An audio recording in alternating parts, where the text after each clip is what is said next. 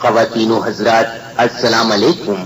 جیسا کہ آپ حضرات بخوبی جانتے ہیں کہ قرآن کریم بنی نوع انسان کے لیے نسخہ کیمیا ہے، مشعل راہ ہے، سرچشمہ ہدایت ہے، لیکن افسوس صد افسوس کہ عام مسلمانوں نے اس کی عظیم تعلیمات کو فراموش کر رکھا ہے اور ان کی عمومی زندگی جناب نبی کریم صلی اللہ علیہ وسلم کی بلند پایا سنتوں سے خالی ہے۔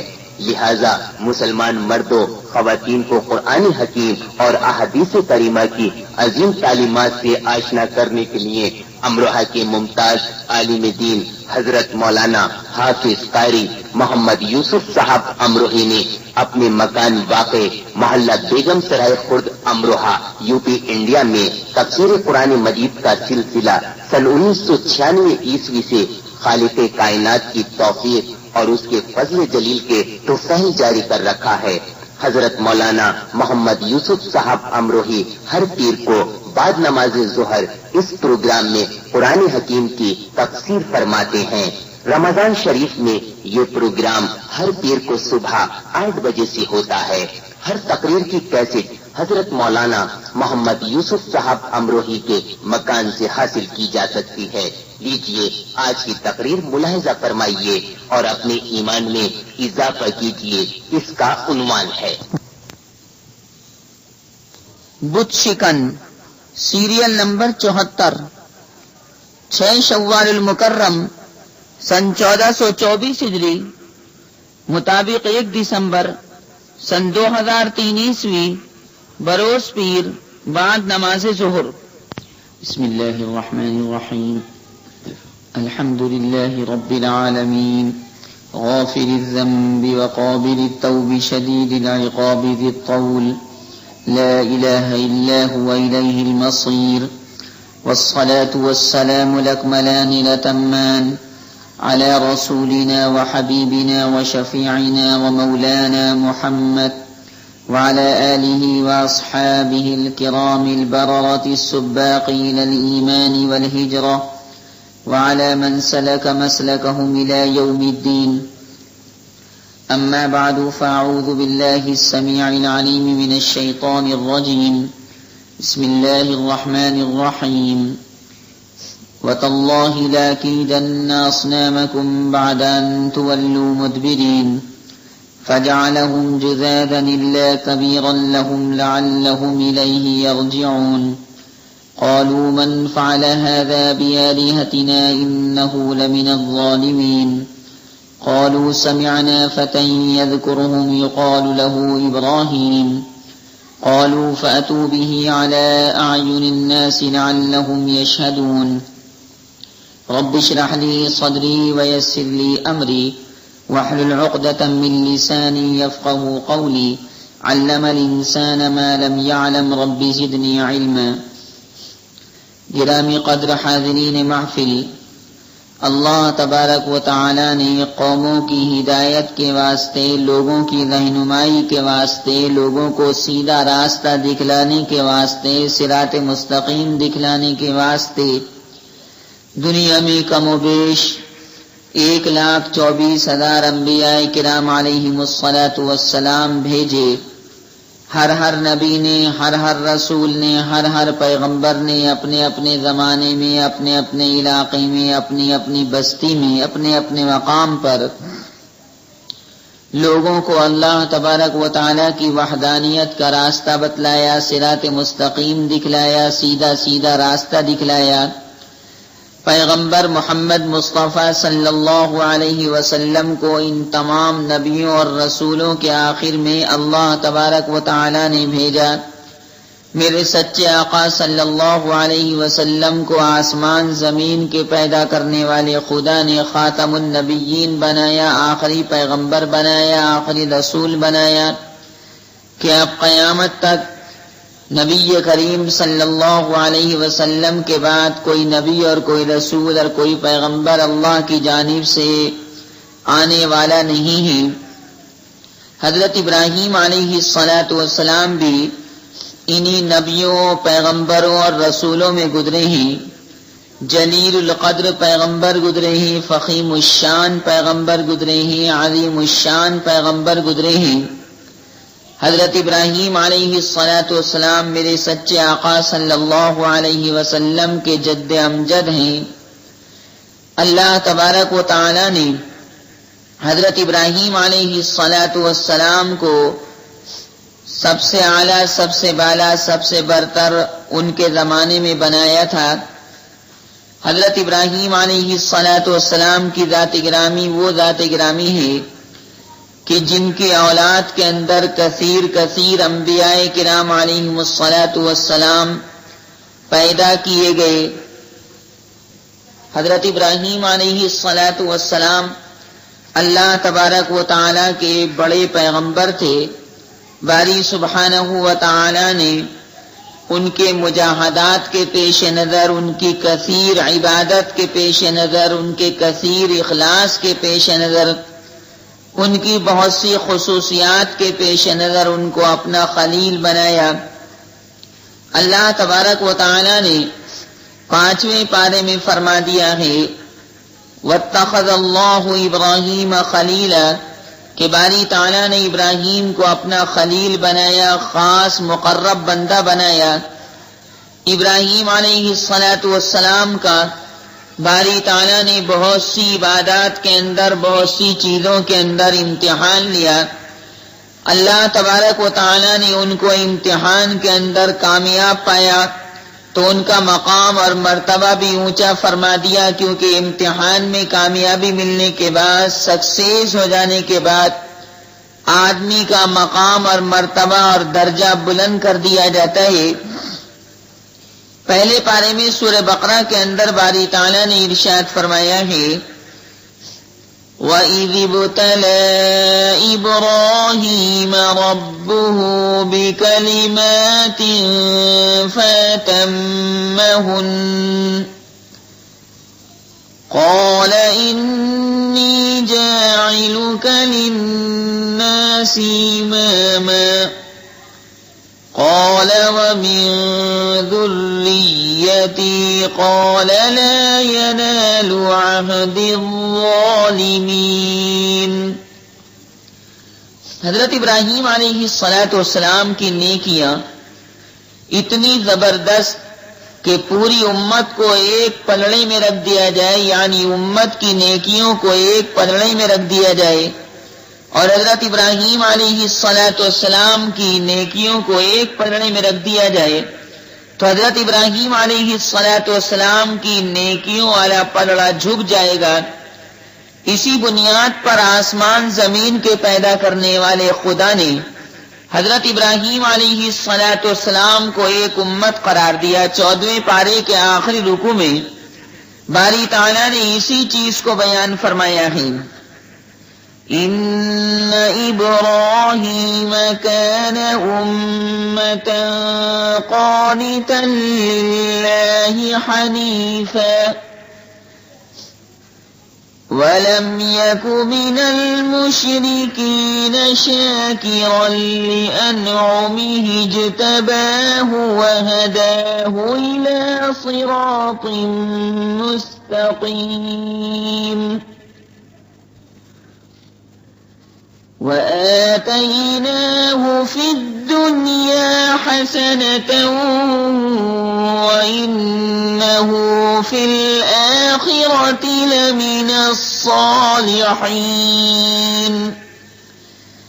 ان آیات کریمہ میں حضرت ابراہیم علیہ الصلاۃ والسلام کے بارے میں فرمایا گیا کہ وہ ایک امت کی برابر اکیلے تھے، اللہ تبارک و تعالیٰ کے عبادت گزار بندے تھے اور تمام دینوں سے کٹ کر، ہٹ کر، بچ کر، منقطع ہو کر ایک اللہ تبارک و تعالیٰ کے بھیجے ہوئے دین اسلام کی جانب آنے والے تھے، حنیف تھے، اور وہ مشرکین میں سے بالکل نہ تھے۔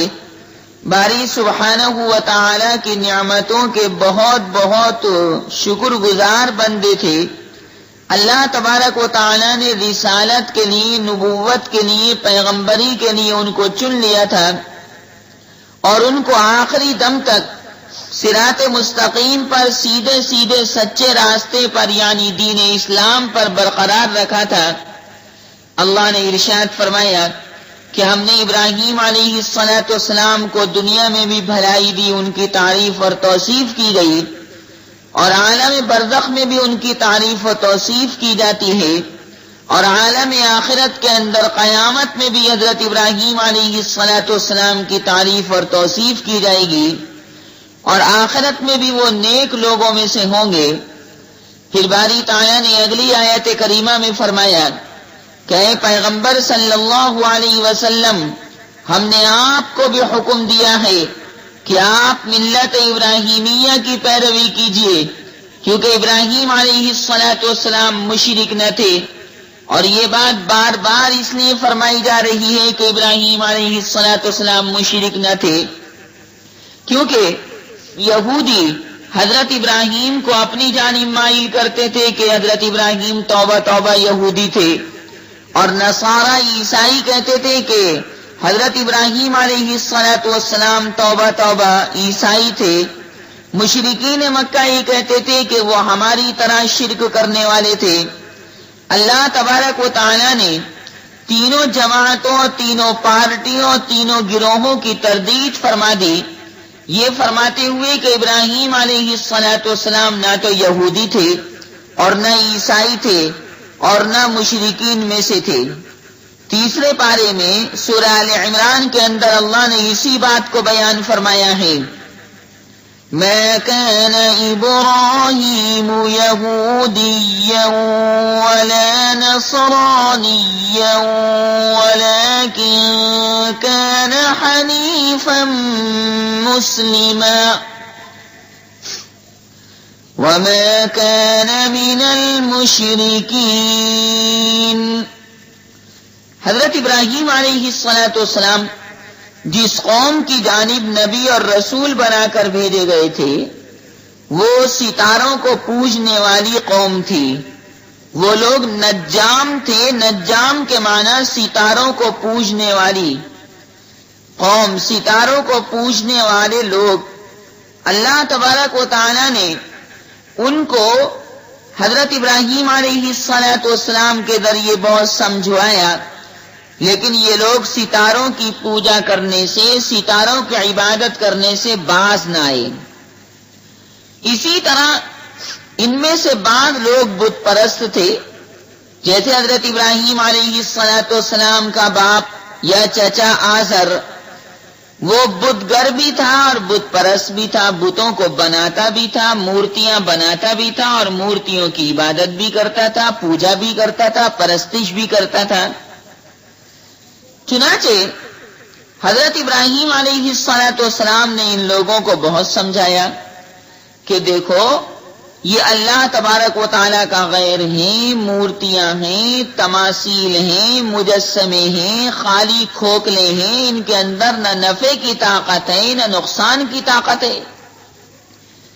ان کو تو خود آپ لوگ اپنے ہاتھوں سے بناتے ہو، اپنے ہاتھوں سے تراشتے ہو، جیسے کمار مجسمہ بنا دیتا ہے، کمار مورتی بنا دیتا ہے، بت بنا دیتا ہے، تو اسی طرح آپ لوگ ان مورتیوں کو بناتے ہو، ان مورتیوں کو تم اپنے ہاتھوں سے گھڑتے ہو، لیکن ظاہر سی بات ہے کہ جب اللہ تبارک و تعالیٰ ذہن و دماغ کے دریچوں کو بند کر دے تو انسان کے اندر سوچنے اور سمجھنے کی صلاحیت مفقود ہو جاتی ہے، اور انسان پھر اپنی جہالت کے اوپر کمر بستہ رہتا ہے اور حق بات نہیں مانتا، حق بات کو تسلیم نہیں کرتا، بلکہ حق بات سے انکار کرتا رہتا ہے۔ حضرت ابراہیم علیہ السلام کی قوم کا بھی یہی حال ہوا کہ ان کے دلوں کے اندر بت پرستی، غیر اللہ کی عبادت ایسے رچ بس گئی تھی، ایسے مل گئی تھی ان کے دلوں میں جیسے دودھ کے اندر پانی مل جاتا ہے، پانی کے اندر دودھ مل جاتا ہے کہ الگ کرنا مشکل ہوتا ہے بلکہ ناممکن۔ بالکل اسی طرح حضرت ابراہیم علیہ السلام کی قوم کا بھی یہی حال تھا۔ حضرت ابراہیم علیہ السلام ان کے اس عمل کو برا جانتے تھے، اور یہ سب جانتے ہیں کہ آدمی کوئی منکر بات دیکھے، کوئی بری بات دیکھے تو اس کو اگر اپنے ہاتھ سے روکنے کی طاقت ہو تو ہاتھ سے روک دے، زبان سے روکنے کی طاقت ہو تو زبان سے روک دے، اور اگر یہ دونوں طاقتیں موجود نہ ہو تو کم از کم اس فعل منکر کو، اس برے کام کو اپنے دل سے برا سمجھے کہ یہ کام اچھا نہیں ہے۔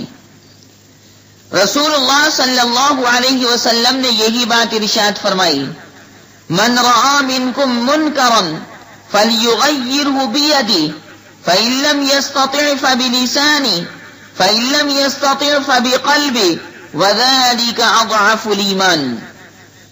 حضرت ابراہیم علیہ السلام موقع کی تلاش میں رہتے تھے اور مختلف انداز اختیار فرماتے تھے ان لوگوں کو سمجھانے کے لیے، اور ان کے اوپر تو بادشاہ ایسا مسلط تھا کہ وہ اپنے آپ کو خدا کہلواتا تھا۔ نمرود نام کا بادشاہ ان کے اوپر مسلط تھا۔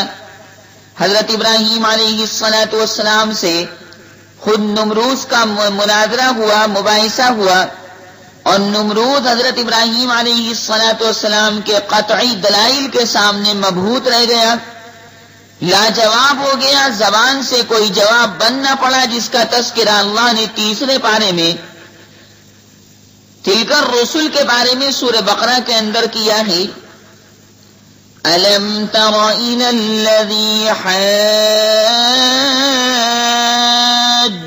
إِبْرَاهِيمَ فِي رَبِّهِ أَنْ آتَاهُ اللَّهُ الْمُلْكَ إِذْ قَالَ إِبْرَاهِيمُ رَبِّيَ الَّذِي يُحْيِي وَيُمِيتُ قال أنا أحيي وأميت قال إبراهيم فإن الله يأتي بالشمس من المشرق فأت بها من المغرب فبهت الذي كفر واللہ لا يهدی القوم الظالمین۔ حضرت ابراہیم علیہ السلام نمرود بادشاہ کے دربار میں ہیں تو ابراہیم علیہ السلام سے اس نے پوچھا کہ بھئی تمہارا رب کون ہے اور کیسا ہے؟ ابراہیم علیہ السلام نے جواب دیا کہ میرا رب وہ ہے جو زندہ بھی کرتا ہے اور مارتا بھی ہے، موت بھی وہی دیتا ہے، حیات اور موت دونوں اسی کے ہاتھ میں ہیں۔ تو نمرود بادشاہ اتنا بلید، اتنا بے وقوف، اتنا فلش تھا کہ حضرت ابراہیم علیہ السلام کی بات کے جواب میں کہنے لگا کہ میں بھی زندہ کرتا ہوں اور میں بھی مارتا ہوں، موت حیات تو میرے ہاتھ میں بھی ہے۔ چنانچہ اس نے بھرے دربار کے اندر دو آدمیوں کو بلایا، ایک آدمی کو جان سے مار دیا، کہنے لگا دیکھو میں بھی موت دینے پر قادر ہوں، اور دوسرے آدمی کو زندہ یوں ہی چھوڑ دیا، کہنے لگا دیکھو میں نے اس کو حیات دے دی، زندگی دے دی، حالانکہ اس کو یہ معلوم ہونا چاہیے تھا کہ حیات دینا تو یہ کہلاتا ہے کہ آپ بے جان کو جاندار بنا دیں۔ یہ آدمی تو پہلے سے ہی جاندار تھا، اس کو آپ نے یوں ہی جاندار چھوڑ دیا اور آپ کہنے لگے کہ میں نے اس کو زندگی دے دی، حیات دے دی۔ حضرت ابراہیم علیہ السلام نے جب یہ دیکھا کہ ارے تو بڑا بے وقوف آدمی معلوم ہوتا ہے تو پینترا بدل دیا، دلیل کا راستہ تبدیل کر دیا اور فرمانے لگے حضرت ابراہیم علیہ السلام میرا خدا وہ ہے جو سورج کو، آفتاب کو پورب سے، مشرق سے نکالتا ہے۔ تو اگر اے نمرود تو بادشاہ ہے، تو واقعی قادر مطلق ہے، تو واقعی اللہ ہے اور رب ہے، پالنہار ہے، خالق و مالک ہے، تو سورج کو مغرب سے نکال کر دکھا۔ بھئی اتنا کہنا تھا کہ کافر بادشاہ نمرود مبہوت رہ گیا اور کوئی جواب نہ بن پڑا۔ اللہ تبارک و تعالی نے فرمایا کہ جب آدمی ظلم کرتا ہے، اپنے مقام سے ہٹ جاتا ہے تو اس کو سیدھا راستہ ملتا ہی نہیں، کیونکہ وہ اسی غلط راستے کے اندر مخبوط الحواس بنا پھرتا ہے، ٹامک تو یہ مارتا پھرتا ہے۔ بہرحال حضرت ابراہیم علیہ السلام اپنی قوم کو سمجھاتے رہے، بتلاتے رہے، صراط مستقیم دکھلاتے رہے، لیکن کوئی بات کارگر نہ ہوئی۔ لوگ سمجھتے تھے کہ حضرت ابراہیم علیہ السلام ہمارے بتوں کے مخالف ہیں اور دشمن ہیں. حضرت ابراہیم علیہ السلام موقع کی تلاش میں رہتے تھے. چنانچہ ان کا جب تہوار آیا، ان کی جب عید آئی اور عید منانے کے لیے تمام کے تمام لوگ ایک میدان کے اندر جمع ہونے لگے، تو انہوں نے بھی حضرت ابراہیم علیہ السلام سے کہا کہ بھئی آپ بھی ہمارے ساتھ چلیے، تہوار منانے کے لیے، عید منانے کے لیے آپ بھی ہمارے ساتھ کھلے میدان میں چلیے. تو حضرت ابراہیم علیہ السلام تو موقع کی تلاش میں تھے. انہوں نے ایک نظر ستاروں کی جانب دیکھا، اور ستاروں کی جانب دیکھنے کے بعد کہنے لگے کہ بھئی میں نہیں چل سکتا تمہارے ساتھ، کیونکہ میں تو دکھی ہوں، یعنی تمہارے اس فعل سے دکھی ہوں، یا میں بیمار ہونے والا ہوں. اللہ تبارک و تعالی نے یہ مضمون قرآن پاک کے 23ویں پارے میں سورہ صافات کے اندر نقل فرمایا ہے. حضرت ابراہیم علیہ السلام نے جو بات کہی وہ بھی، اور قوم نے جو بات کہی وہ بھی. فرمایا وَإِنَّ مِن شِيعَتِهِ لَإِبْرَاهِيمَ إِذْ جَاءَ رَبَّهُ بِقَلْبٍ سَلِيمٍ إِذْ قَالَ لِأَبِيهِ وَقَوْمِهِ مَاذَا تَعْبُدُونَ أَئِفْكًا آلِهَةً دُونَ اللَّهِ تُرِيدُونَ فَمَا ظَنُّكُمْ بِرَبِّ الْعَالَمِينَ فَنَظَرَ نَظْرَةً فِي النُّجُومِ فَقَالَ إِنِّي سَقِيمٌ فَتَوَلَّوْا عَنْهُ مُدْبِرِينَ فَرَاغَ إِلَىٰ آلِهَتِهِمْ فَقَالَ لَا تَأْكُلُونَ مَا لَكُمْ لَا تَنطِقُونَ فَرَاغَ عَلَيْهِمْ ضَرْبًا بِالْيَمِينِ فَأَقْبَلُوا إِلَيْهِ يَزِفُّونَ قَالَ أَتَعْبُدُونَ مَا تَنْحِتُونَ وَاللَّهُ خَلَقَكُمْ وَمَا تَعْمَلُونَ قَالُوا ابْنُوا لَهُ بُنْيَانًا فَأَلْقُوهُ فِي الْجَحِيمِ فَأَرَادُوا بِهِ كَيْدًا فَجَعَلْنَاهُمُ الْأَسْفَلِينَ. کہنے لگے کہ بھئی ابراہیم آپ بھی ہمارے ساتھ تہوار منانے کے لیے، عید منانے کے لیے میدان میں چلیے. ابراہیم علیہ السلام نے یہ سن کر ایک نظر ستاروں کی جانب دیکھا اور کہنے لگے کہ بھئی میں نہیں چل سکتا، میری تو طبیعت خراب ہے، میں تو تمہارے اس فعل سے دکھی ہوں، اور ظاہر ہے کہ جب تمہارے اس فعل سے یعنی بت پرستی سے دکھی ہوں، غیر اللہ کی عبادت سے دکھی ہوں، تو میرا تمہارا کیا جوڑ؟ میں تمہارے ساتھ تہوار منانے کے واسطے کیوں نکل سکتا ہوں؟ قرآن پاک میں اللہ نے یہ جو فرمایا کہ ابراہیم نے ایک نظر ستاروں کی جانب دیکھا، یہ بات کیوں فرمائی گئی؟ یہ بات اس لیے فرمائی گئی کہ حضرت ابراہیم علیہ السلام کی قوم ستارہ پرست تھی.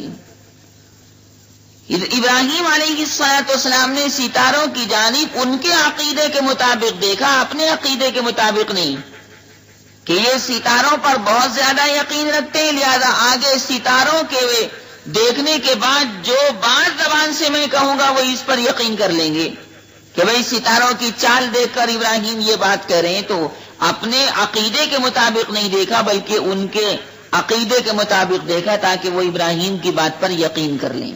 اور ابراہیم کو یہاں چھوڑ جائیں، کیونکہ ان کی غیر موجودگی میں، لوگوں کی غیر موجودگی میں، تنہائی میں ابراہیم علیہ السلام ان کے بتوں کو توڑنا چاہتے تھے، اور ان کے سامنے یہ بات آیا اور آشکارا کرنا چاہتے تھے کہ جن بتوں کی آپ عبادت کر رہے ہیں، جس غیر اللہ کی آپ عبادت کر رہے ہیں، وہ تو خود اپنے آپ کی سیفٹی کرنے پر قادر نہیں، خود اپنے آپ کو بچانے پر قادر نہیں، خود اپنے اوپر سے ضرر اور نقصان کو دفع کرنے پر قادر نہیں، تو پھر وہ آپ کو کیسے فائدہ پہنچا سکتے ہیں اور آپ کی تکلیف کیسے دور کر سکتے ہیں اور آپ کے ضرر کو کیسے دفع کر سکتے ہیں؟ ابراہیم علیہ السلام نے یہ پروگرام پہلے سے ہی تیار کر لیا تھا۔ اس کا تذکرہ باری سبحانہ و تعالی نے 70ویں پارے میں سورہ انبیاء کے اندر فرمایا ہے۔ حضرت ابراہیم علیہ السلام دل میں کہنے لگے، یا کچھ لوگوں کے سامنے کہنے لگے کہ خدا کی قسم میں تمہارے بتوں کی بڑی درگت بنا دوں گا، بہت برا حال کر دوں گا، یعنی ان کو توڑ کر چورا چورا کر دوں گا، ٹکڑے ٹکڑے کر دوں گا۔ بس موقع کی تلاش میں تھے کہ جب تم چلے جاؤ گے تبھی یہ کام پاسبل ہے، تبھی یہ کام ممکن ہے، تبھی اس کام کی سمبھاونا ہے۔ چنانچہ جب لوگ عید منانے کے واسطے، تہوار منانے کے واسطے کھلے میدان میں جمع ہو گئے اور اپنے اپنے گھروں کو چھوڑ کر چلے گئے، عورتیں بھی چلی گئیں، مرد بھی چلے گئے، سمجھدار بچے بھی چلے گئے، ناسمجھ بچوں کو عورتیں اور مرد اپنے ساتھ لے گئے، غرضے کے بستی خالی ہو گئی۔ اللہ تبارک و تعالی نے حضرت ابراہیم علیہ السلام کو چونکہ جلیل الشان پیغمبر بنایا تھا، وحدانیت کا علم بردار بنا کر بھیجا تھا، حضرت ابراہیم علیہ السلام کی اعلی اولاد میں بہت سے پیغمبروں کو پیدا فرمانے اور ظاہر فرمانے کا پروگرام تیار کر لیا تھا۔ لہذا حضرت ابراہیم علیہ السلام سے تو اپنی وحدانیت یا توحید کی بڑی خدمت اللہ تبارک و تعالی لینا چاہتا تھا، اور ظاہر ہے کہ نبی حکمت عملی سے کام کیا کرتا ہے، رسول پیغمبر بڑی حکمت عملی سے کام کیا کرتا ہے کہ سانپ بھی مر جائے لاٹھی بھی نہ ٹوٹے۔ حضرت ابراہیم علیہ السلام نے جب یہ بات دیکھی کہ اچھا تمام کے تمام لوگ عید منانے کے واسطے، تہوار منانے کے واسطے، خوشی منانے کے واسطے شہر چھوڑ کر چلے گئے، علاقہ چھوڑ کر چلے گئے، اور ان کے معبودان باطل، ان کے بت، ان کی مورتیاں یہ اکیلی رہ گئی، تو حضرت ابراہیم علیہ السلام ایک بڑا کلاڑا لے کر بت خانے میں پہنچے، ایک بڑا کلہاڑا لے کر اس مورتی خانے کے اندر پہنچے۔ وہاں جا کر دیکھا کہ ایک بت بہت بڑا ہے، یا تو جثے اور جسم کے اعتبار سے واقعی وہ بہت بڑا تھا، یا تھا تو بناوٹ میں چھوٹا لیکن اس کا مقام اور مرتبہ لوگوں کی نگاہوں میں زیادہ تھا۔ یہ بڑائی دونوں اعتبار سے ہو سکتی، یا تو واقعی جسم کے اعتبار سے بڑا تھا کہ اس کی مورتی باقی اور مورتیوں کے مقابلے میں زیادہ بڑی تھی، یا مورتی تو اور مورتیوں کی برابر ہی تھی لیکن اس مورتی کا مقام ان کی نگاہ میں سب سے بڑا تھا، لوگوں کی نگاہ میں سب سے بڑا تھا، لہذا وہ اس کو بہت بڑی اہمیت دیتے تھے۔ بہرحال تھا وہ بڑا، چاہے وہ مقام اور مرتبے کے اعتبار سے بڑا ہو یا ظاہری جسم اور جثے کے اعتبار سے بڑا ہو۔ حضرت ابراہیم علیہ السلام قوم کی غیر موجودگی میں اس بت خانے میں پہنچے، معبودان باطل کے مقام پر پہنچے، اور کلاڑے سے تمام کے تمام بتوں کو چور چور کر دیا، ٹکڑے ٹکڑے کر دیا، اور بڑا بت جو تھا اس کو چھوڑ دیا۔ وہ جو کلاڑی حضرت ابراہیم علیہ السلام کے پاس تھی، وہ کلاڑی اس بڑے بت کی گردن میں لٹکا دی، تاکہ لوگ جب اپنے بت خانے میں عبادت کرنے کے واسطے آئیں اور دیکھیں کہ بھیا ہمارے معبودوں کو کس نے مار دیا، کس نے چورا چورا کر دیا، تو کم از کم ان کے ذہن و دماغ میں یہ بات آئے گی کہ ارے اگر یہ خدا ہوتے تو یہ چور چور کیوں ہو جاتے، یہ خدا ہوتے تو ٹکڑے ٹکڑے کیوں ہو جاتے. واقعی یہ خدا نہیں. اور کسی پر شک نہ جاوے، ابراہیم پر خاص طور سے شک نہ جاوے. لہذا ابراہیم علیہ السلام نے بڑے بت کی گردن میں کلاڑی لٹکا دی کہ بھئی اسی نے یہ کام کیا ہے، اگر تم واقعی اس کو بڑا سمجھتے ہو. بہرحال حضرت ابراہیم علیہ السلام نے یہ کام کیا. اب لوگ جو عید منانے کے واسطے نکلے تھے، تہوار منانے کے واسطے نکلے تھے، حضرت ابراہیم علیہ السلام نے تو یہ کام اس واسطے کیا تھا تاکہ ان کے ذہن و دماغ میں یہ بات بیٹھ جائے کہ اللہ کے سوا کوئی عبادت کے قابل نہیں، اور اللہ تعالیٰ ہی نفع دینے والا ہے، نقصان دینے والا ہے، اسی کی طرف سے نفع بھی ہے، اسی کی طرف سے نقصان بھی ہے. یہ تو سب غیر اللہ ہیں اور تمہارے ہاتھوں کے بنائے ہوئے بت ہیں، تمہارے ہاتھوں نے اس کو خود تراشا ہے، بنایا ہے. تو جس چیز کو تمہارے ہاتھوں نے خود بنایا، خود تراشا، تم اس چیز کی عبادت کیوں کرتے ہو؟ حضرت ابراہیم علیہ السلام یہی بات لوگوں کو سمجھانا چاہتے تھے اور بتلانا چاہتے تھے. چنانچہ جب لوگوں نے یہ بات دیکھی کہ ارے ہمارے تو سارے کے سارے بت ٹوٹے پڑے ہیں، تو آپس میں کہنے لگے کہ ہمارے بتوں کے ساتھ یہ برا سلوک کس نے کیا؟ ہمارے بتوں کے ساتھ، ہمارے معبودوں کے ساتھ یہ معاملہ، یہ بری کارروائی کس نے کی؟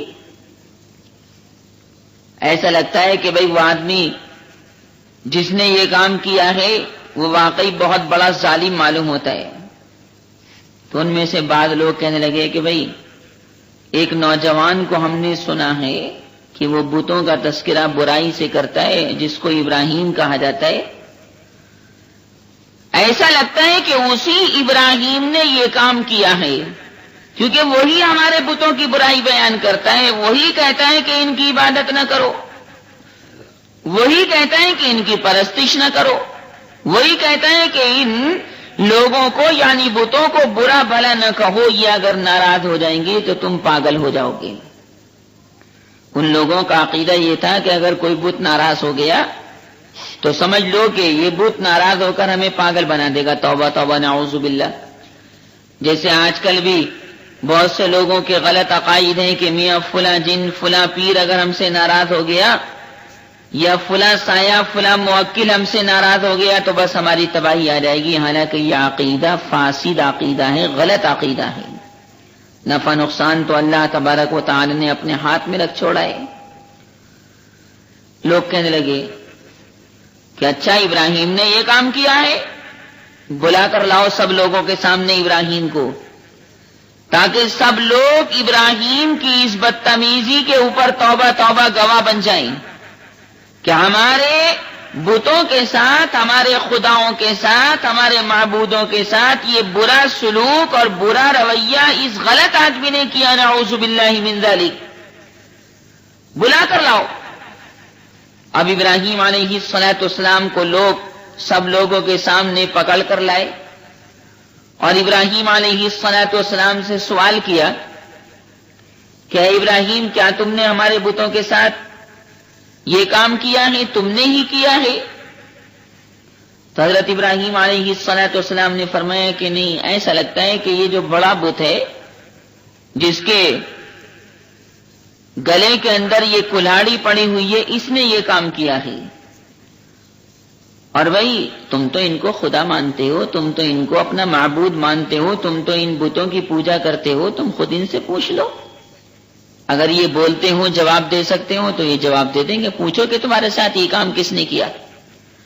اور جب تم خدا تھے، تمہارے اندر طاقت تھی، قوت تھی، شکتی تھی، تم خالق تھے، تم مالک تھے، تم روزی دینے والے تھے، تم رزاق تھے، تم اولاد دینے والے تھے، اور تم خدا تھے، تم رب تھے، تم پالنہار تھے، تو تمہارے ساتھ یہ بدتمیزی کرنے کی جرت کس نے کی؟ کس نے ہمت کی؟ اور تمہیں کس نے توڑ ڈالا؟ تم نے روکا کیوں نہیں؟ اور توڑنے والے کو تم نے بھسم کیوں نہیں کر دیا؟ توڑنے والے کو تم نے بدلہ کیوں نہیں دیا؟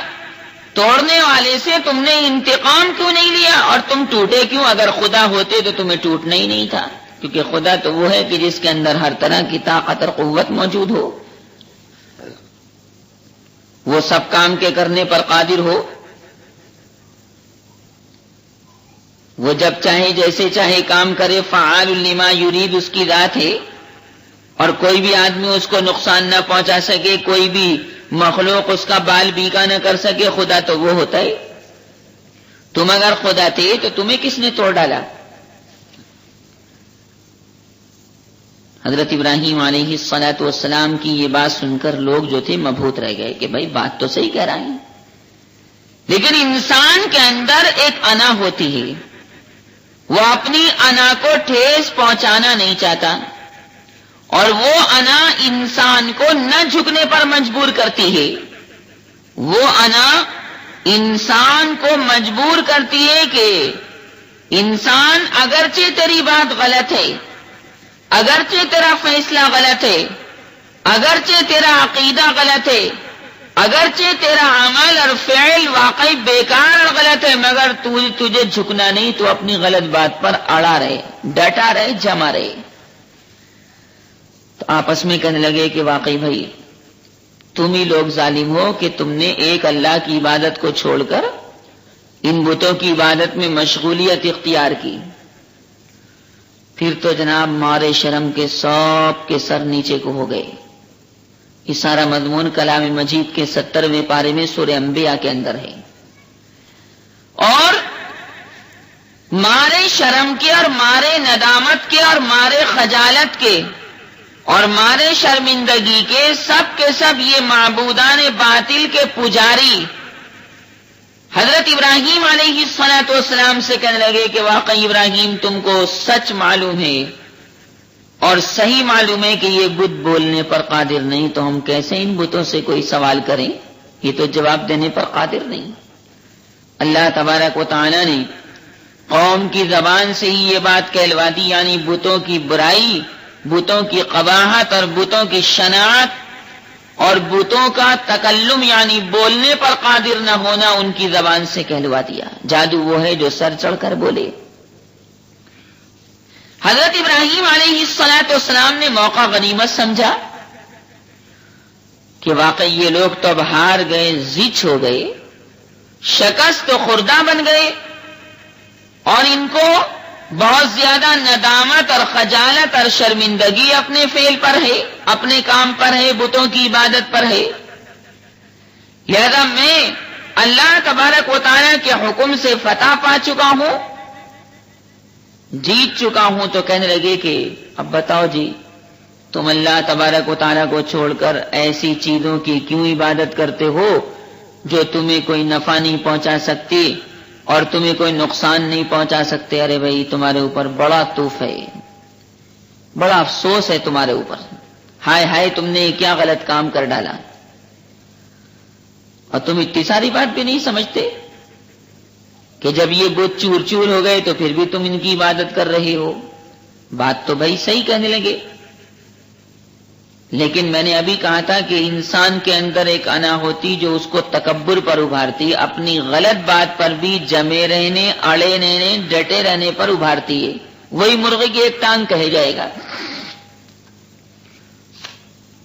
حضرت ابراہیم علیہ الصلاۃ والسلام کی فتح اور جیت ان لوگوں کے سامنے ظاہر ہو گئی، ان کی ہار اور ان کی شکست ظاہر ہو گئی۔ تو چاہیے تو یہ تھا کہ بھئی فوراً جھک جاتے، چاہیے تو یہ تھا کہ فوراً ابراہیم علیہ الصلاۃ والسلام کے دست حق پرست پر اسلام قبول کر لیتے اور موحدین کی جماعت میں شامل ہو جاتے، توحید پرستوں کی جماعت میں شامل ہو جاتے، رحمان خدا کے گروہ میں داخل ہو جاتے۔ ایسا رحمان خدا کا گروہ کہ جس کے بارے میں کہا گیا ہے کہ کوئی گروہ کامیاب نہیں، کوئی جماعت کامیاب نہیں، کوئی پارٹی کامیاب نہیں، مگر اللہ کی پارٹی کامیاب ہے۔ اولئک حزب اللہ الا ان حزب اللہ هم المفلحون۔ چاہیے تو صاحب یہ تھا کہ جھک جاتے، اسلام قبول کر لیتے، ایمان قبول کر لیتے، تاکہ جنت الفردوس میں جانے کے حقدار بن جاتے،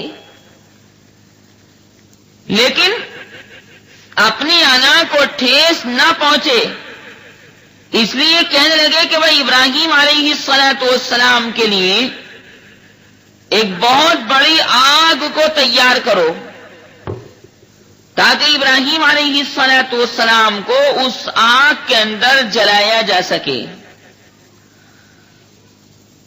ابراہیم کے لیے ایک آتش خانہ تعمیر کرو جس کے اندر آگ جلائی جائے جلائی جائے جلائی جائے، اور پھر اس آتش خانے میں آگ جلانے کے بعد، دہکانے کے بعد حضرت ابراہیم علیہ السلام کو اس آگ کے اندر ڈال دو اور اپنے معبودوں کی مدد کرو۔ یہ الٹی بات انہوں نے زبان سے کہی کہ اپنے معبودوں کی مدد کرو، معبودوں کی مدد کی جاتی ہے، معبود دوسرے کی مدد کرتا ہے، الٹی بات اپنی زبان سے کہتے تھے۔ یہ کہنا چاہیے تھا کہ خدا کو، ہمارے معبودوں کو ہماری مدد کرنی چاہیے، لیکن آپس میں کہنے لگے کہ بھئی ابراہیم کو آگ میں جلا کر اپنے معبودوں کی مدد کرو، اگر تمہیں کرنا ہی تو ایسا کرو۔ چنانچہ ابراہیم علیہ السلام کے لیے آگ کو دہکایا گیا، جس کا تذکرہ میں آپ کے سامنے ابھی کروں گا، لیکن اب تک کا جو مضمون میں نے آپ کے سامنے بیان کیا ہے وہ قرآن مجید فرقان حمید کے 70ویں پارے میں سورہ انبیاء کے اندر ہے۔ وہ آیات کریمہ میں آپ حضرات کے سامنے پڑھنا چاہتا ہوں تاکہ اذعان اور یقین میں مضبوطی آئے کہ اللہ پاک نے خود قرآن پاک میں یہ سارا مضمون ذکر فرمایا۔ 70ویں پارے میں سورہ انبیاء کے اندر باری تعالی نے ارشاد فرمایا، رکوع ہے وَلَقَدْ آتَيْنَا إِبْرَاهِيمَ رُشْدَهُ مِنْ قَبْلُ وَكُنَّا بِهِ عَالِمِينَ۔ اللہ نے فرمایا، وَتَاللَّهِ لَأَكِيدَنَّ أَصْنَامَكُمْ بَعْدَ أَن تُوَلُّوا مُدْبِرِينَ فَجَعَلَهُمْ جُذَاذًا إِلَّا كَبِيرًا لَهُمْ لَعَلَّهُمْ إِلَيْهِ يَرْجِعُونَ۔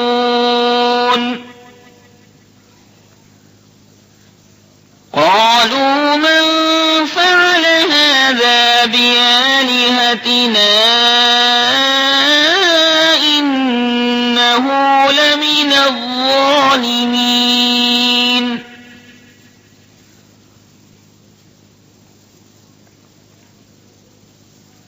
قالوا سمعنا فتى يذكرهم يقال له إبراهيم، قالوا فأتوا به على أعين الناس لعلهم يشهدون۔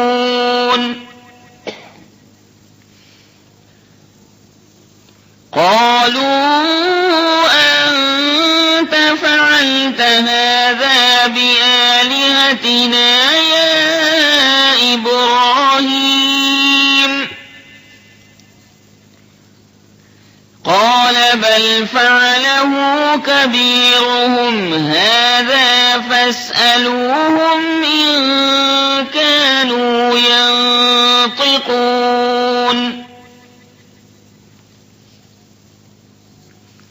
فرجعوا إلى أنفسهم فقالوا إنكم أنتم الظالمون۔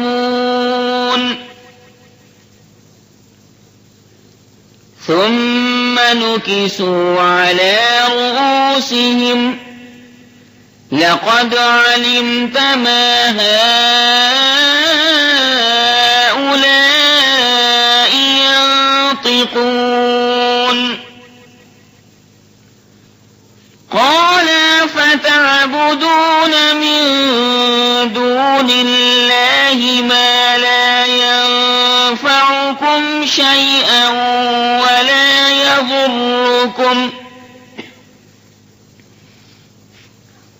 اف لکم ولما تعبدون من دون اللہ افلا تعقلون.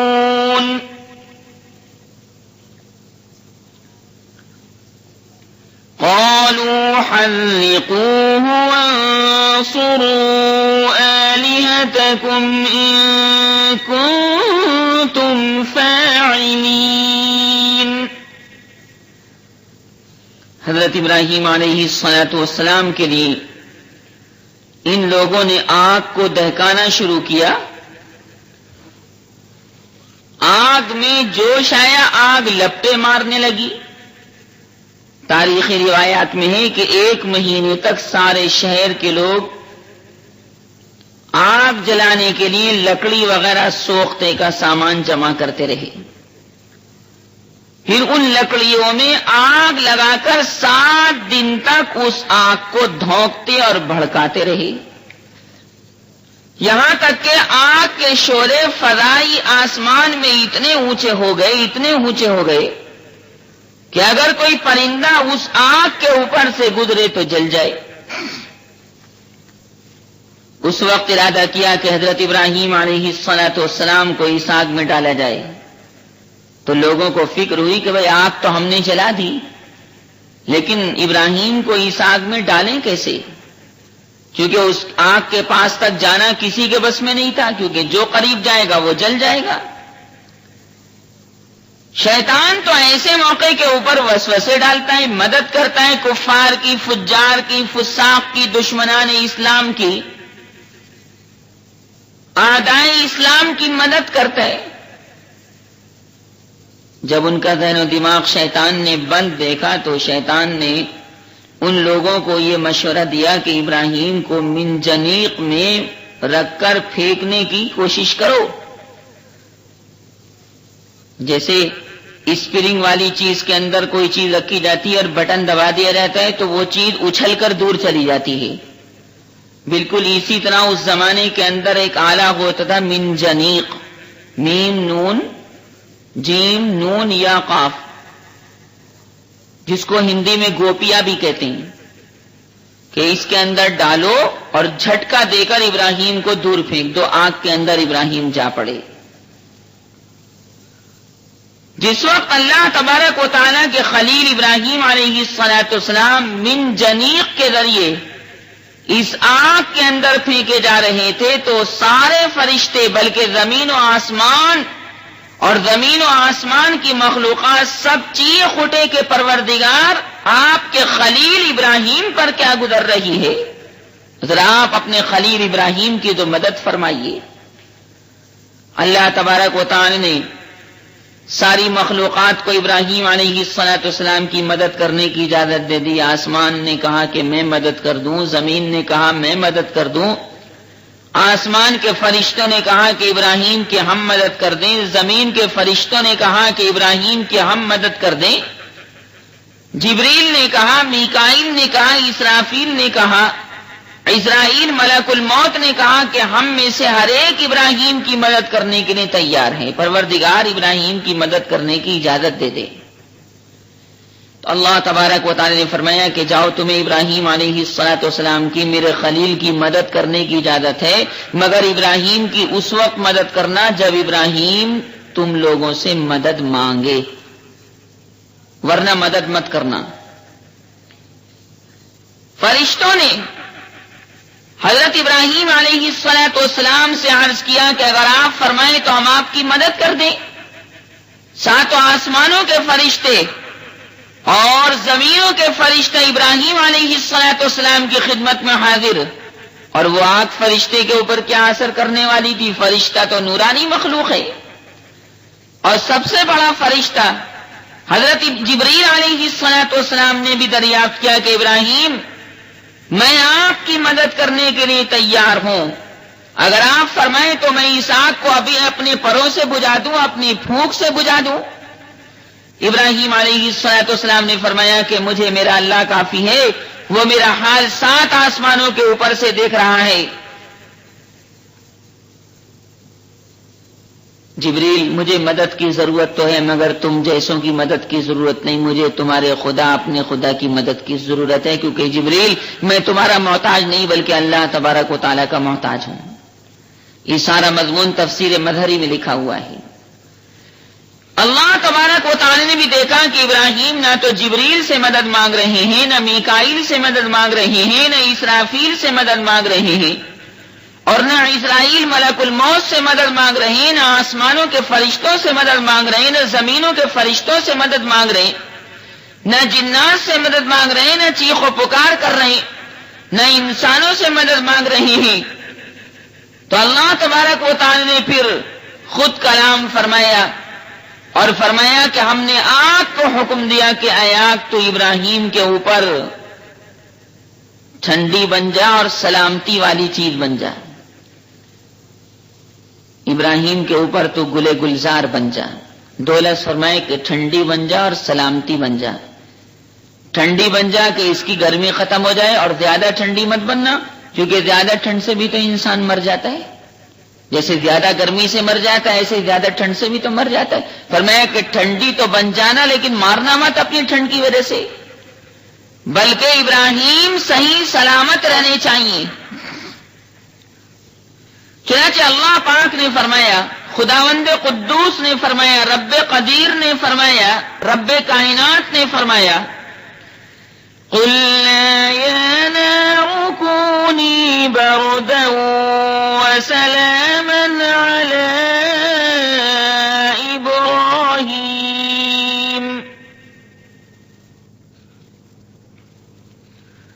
وَأَرَادُوا بِهِ كَيْدًا فَجَعَلْنَاهُمُ الْأَخْسَرِينَ۔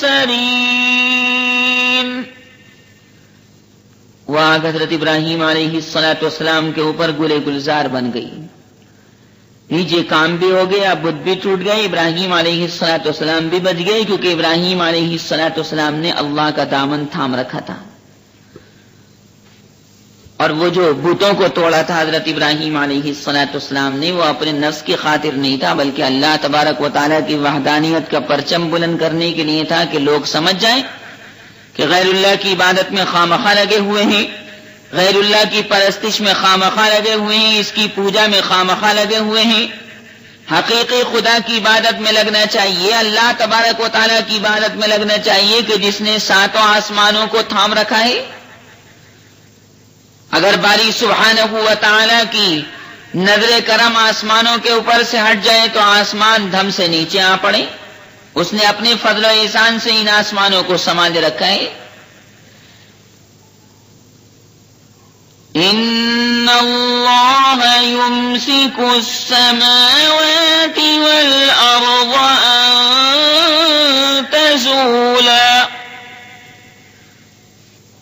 ولئن زالتا ان امسکہما من بعده۔